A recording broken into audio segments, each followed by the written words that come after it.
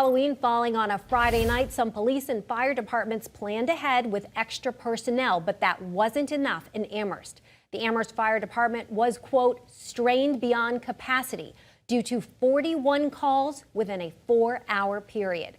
The fire department sharing that 22 of the 41 calls required ambulances for mutual aid.